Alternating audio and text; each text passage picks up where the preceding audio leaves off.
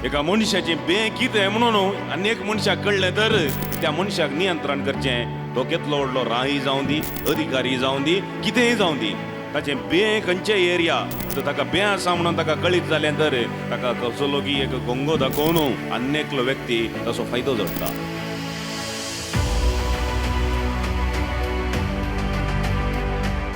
बळका जेजू थंय मोगाच्या भावन आनी भयणीनो, एक रईत आसलो.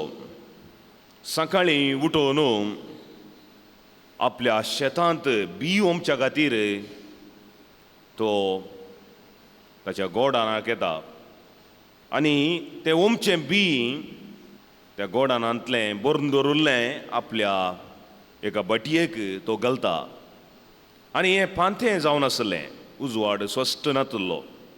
त्या पांत्या बरा तो बी आपल्या बटयेक घालनासतना ताच्या हाताक सडन कसक म्हणून एक तोपल्लें अनुभव जाता बोटाक आनी इल्लें रगती येता. पूण तो गण्य करना. आपणाचें काम तो करूंक लागता. बी आपल्या बटयेन तो एकठांय करता आनी पांत्या परा आपल्या शेताक तें बी काडून येता आनी गादयांत तो ओंपूंक लागता. आपल्या कामाक तो लागता. अशें बी ओंपतना ताच्या पांया पोंदा कितेंगी लागल्लें, कालेंगी अडकळ जाल्लें ताका एक अनुभव जाता. सकयल पळयतना एक सोरोप आसा आनी ह्या सोरपाक पळोवन तो भियेता. सडन ताच्या मतीक आनेक चिंतप येता. पांथ्यार काळोखांत त्या गोडानांत हांव बी काडूंक गेल्ल्या वेळार म्हज्या हाताक कालेंगी तोपुल्लें आनी वस्सू सोरोप म्हाका साबोन हांगा मुसर आयला म्हज्या फाटल्यान. तो मेंटल असोसिएशन म्हणटा हांव हें चिंतप, दोन चिंतप सांगाता हाडटा आनी बियान कामता आनी मरता. ताच्या मरणाक कारण ताचें बियें. सकाळीं तो बी काडूंक गेल्ल्या वेळार तोपुल्लें बी तें भाताचें तें शार्प ताका तोपुल्लें. पूण सोरोप न्ही, पूण आपणाच्या मतीन तो बियांक वळख जाता, नियंत्रण ताचें बियें ताका नियंत्रण करता आनी तो मरता. मोगाच्या भावन आनी भयणीनो, वांजेलांत जायते बटी आमकां एक उतर आयकोंक मेळटा. भिये नाका, धैर्य घे. सुमार 365 बटी हें उतर बायबलांत बरयलां. भिये नाका म्हणून देवाचें एक उतर. 365 म्हळ्यार वर्सभर जिवीत भर देव आमकां तेन्ना सांगता भिये नाका. भियें एक मनशाक नियंत्रण करचो एक भावन म्हणयेत, एक इमोशन. आनी आयच्या वांजेलांत जेजू आरेगाराक गूण करतना पयलीं उतरां ताची जावन आसात, धैर्य घे पुता, तुजी पातकां भुगसल्यांत. हांव तुका गूण करता तें पुरा तो मागीर म्हणटा. पयलें ताका म्हणटा धैर्य घे, भिये नाका. मोगाच्या भावन आनी भयणीनो, आनी धैर्य घे आनी तुजी पातकां तुका भुगसल्यांत. पातक केल्ल्या वेळार मनशा थंय भियें. आदामा थंय पयलें पातक केल्ल्या वेळार ताचें थंय भियें. कायनान आपल्या भावाक जेशी मारल्या वेळार, देवा विरोध केल्ल्या वेळार ताचें थंय भियें. तशेंच दावीद रायान ताणें पातक केल्ल्या वेळार ताचें थंय भियें देवाच्या मुखार वचोंक. जुदासान आपल्या गुरूकूच विकृत करूंक भयसरल्या वेळार ताचें थंय भियें. देवातान मनीस पयस येतना ताचें थंय भियें. पूण देव ताका स्विकार करतना तो ताका धैर्य दिता आनी भिये नाका म्हणटा. मानवशास्त्रज्ञा प्रमाणे 4 प्रिडॉमिनंट भावना आसात वा इमोशन्स मनशा थंय. एक संतोष, दुसरो राग, तिसरें बेजाराय आनी चवथें भियें म्हणून. ही प्रमुख जायती दुसरी भावना आसात. प्रमुख मनशा थंय आसची भावना ही म्हणून मानवशास्त्रज्ञ सांगतात. अंदू संतोष आनी राग हो बैली भावना. एक मनीस संतोष आसतना आमकां कळटा ताच्या तोंडार, ताच्या बिहेवियरांत. आनी रागी बैलो एक भावन म्हळ्यार मनीस व्यक्त करता तें. पूण मानवशास्त्रज्ञ म्हणटात बेसराय आनी भियें एक आंतरीक अनुभव वा आंतरीक मनशाचें भावनात्मक एक अनुभव. हें मनशाक भायल्यान तो दाखयना तरी भितरल्यान ताका कांतयता आनी ताका पॅरलायज म्हणटा हांव नियंत्रण करता आनी ताका एक मेंटल ब्लॉक ताच्या मतीक ते एक ब्लॉक जावन पावता.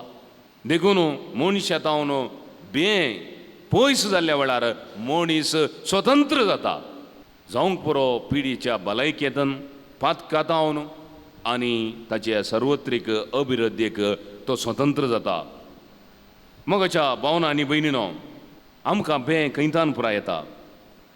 आमी इतिहास पळयलो तर जायते फावटी इतिहासांत एका मनशाचें कळल्यार त्या मनशाक आनी एकलो कळयता. इतिहासांत हें जायते फावटी आमकां देखूंक मेळटा. एका मनशाचें कितें म्हणून आनी एक मनशाक कळ्ळें तर त्या मनशाक नियंत्रण करचें भोव सोंपें.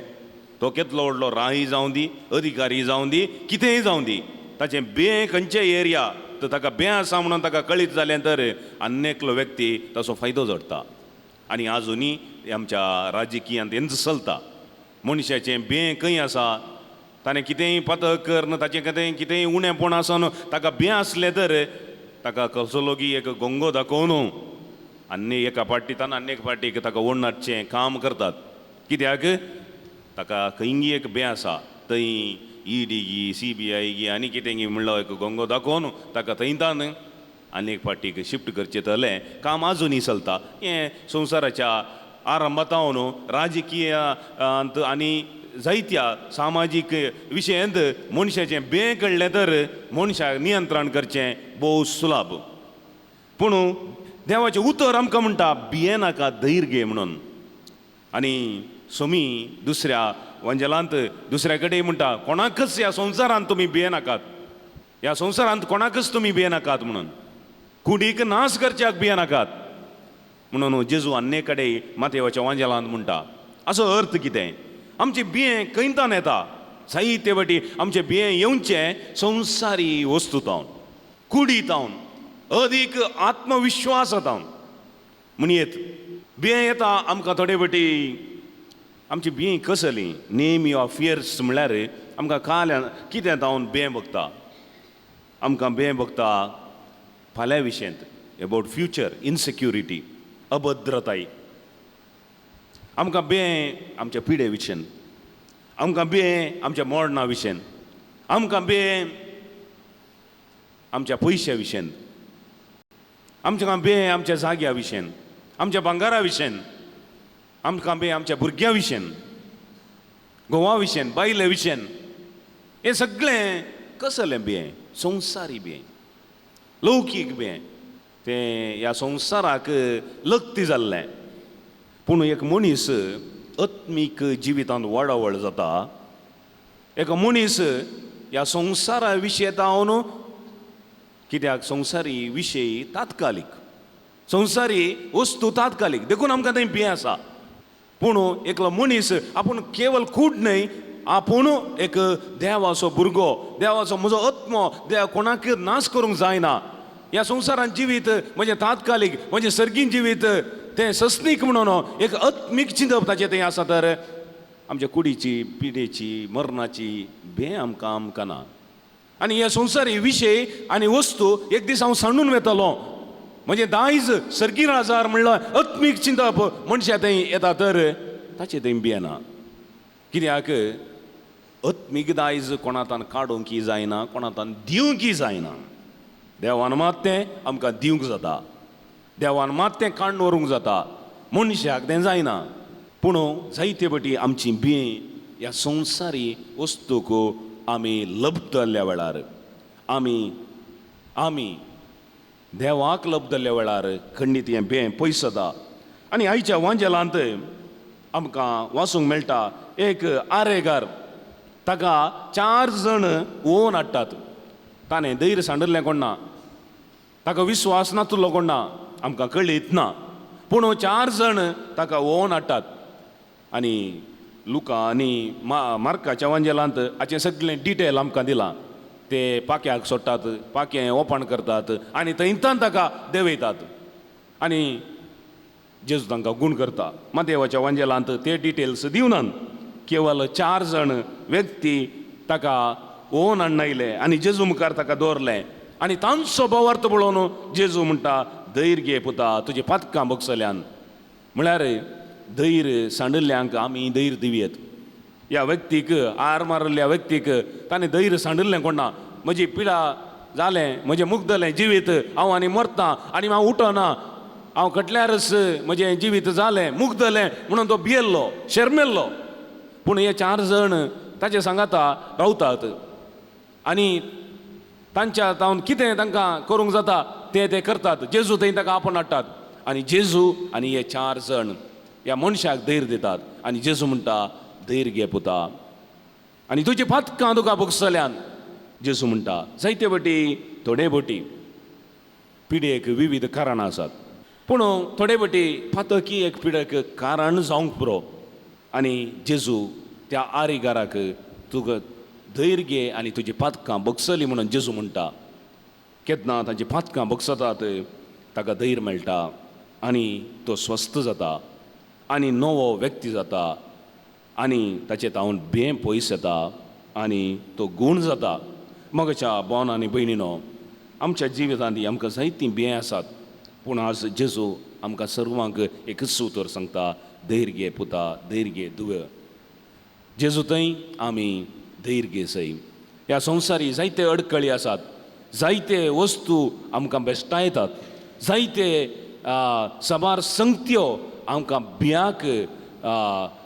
भियाक आमकां व्हरून पावयतात. पूण नीज धैर्य आनी नीज स्वस्तिकाय आमकां मेळटा भावार्थान आनी जेजू थंय. आनी कोण जेजू थंय आसा ताका भियेना. सांत पावलोची उतरां, देव आमच्या पक्षेक आसा तर कोण आमचो विरोधी. देव आमच्या पक्षेक आसा तर कोण विरोधी आमचो. सांत पावलोची भोव सोबीत उतरां. ही उतरां आमच्या जिवितांत आमी इल्ली लागू करन आमी जेलें तर आमचे थंय देव आमचे थंय आसा तर आमचो कोण विरोधी. आनी हांव सगळें करूंक शकता सोम्या जेजू क्रिस्त थंय. सांत पावलोची अनेक उतरां, I can do everything in Christ who strengthens me. I can do everything in Christ who strengthens me. हांव सगळें करूंक शकता कित्याक सोमी म्हाका धैर्य दिता. ह्या पासून हांव सगळें करूंक शकता. आज देवाचें उतर आमकां ह्योच संदेश दिता, आमी धैर्य घेसय आनी आमच्या पिडेक, आमच्या मरणाक, आमच्या भविश्याच्या विशयांत सगळें सोम्याक समर्पया. आनी ताका कळीत आसा कितें बरें कितें वायट आमच्या जिवितांत आनी तो सगळें आमकां बरें करतलो. आमेन.